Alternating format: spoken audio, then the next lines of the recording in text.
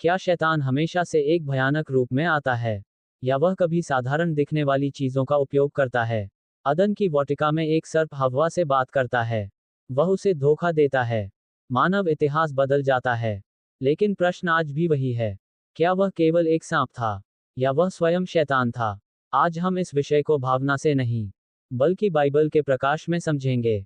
उत्पत्ति 3 की घटना। चलिए पढ़ते हैं। उत्पत्ति अध्याय 3 वचन 1।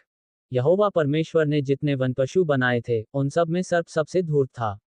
ध्यान दीजिए, सर्प बोलता है। वह धर्मशास्त्र पर चर्चा करता है। वह परमेश्वर के वचन को तोड़ मरोड़ कर प्रस्तुत करता है। ये साधारण पशु व्यवहार नहीं है। बाइबल में कहीं भी यह नहीं लिखा कि सर्पों को बोलने की क्षमता थी। इसका अर्थ है, यहाँ आत्मिक हस्तक्षेप था। पुराना सर्प कौन है?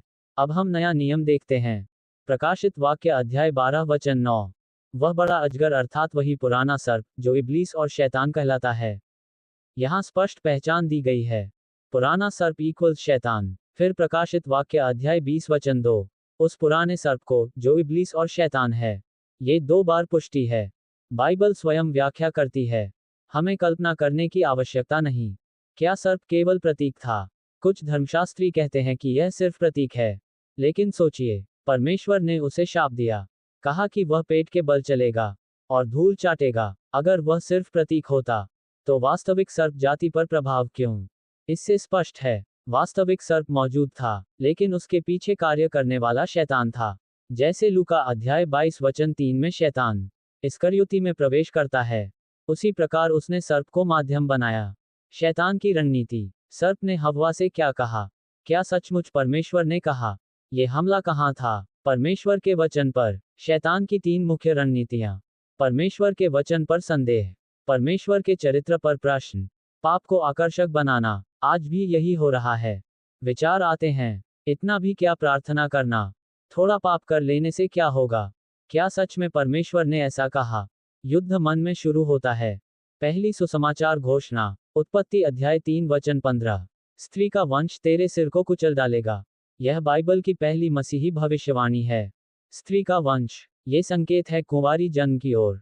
ये भविष्यवाणी पूरी हुई जीसस क्राइस्ट में। क्रूस पर, शैतान ने एड़ी पर चोट की, लेकिन मसीह ने उसका सिर कुचल दिया।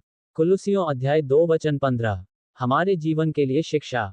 शैतान सीधे नहीं आता, वह छल से आता है। वह आकर्षक रूप लेता है। वह परमेश्वर के वचन को तोड़ता है।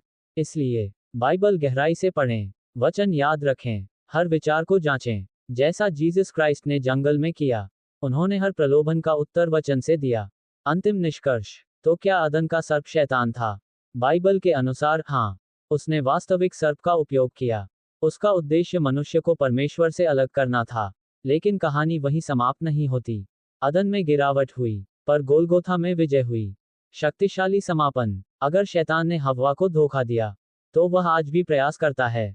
लेकिन यदि आप मसीह में हैं, तो आप हारने के लिए नहीं, बल्कि विजयी जीवन के लिए बुलाए गए हैं। वचन में स्थिर रहिए, प्रार्थना में दृढ़ रहिए, और सत्य को थामे रहिए, क्योंकि सर्प पराजित हो चुका है।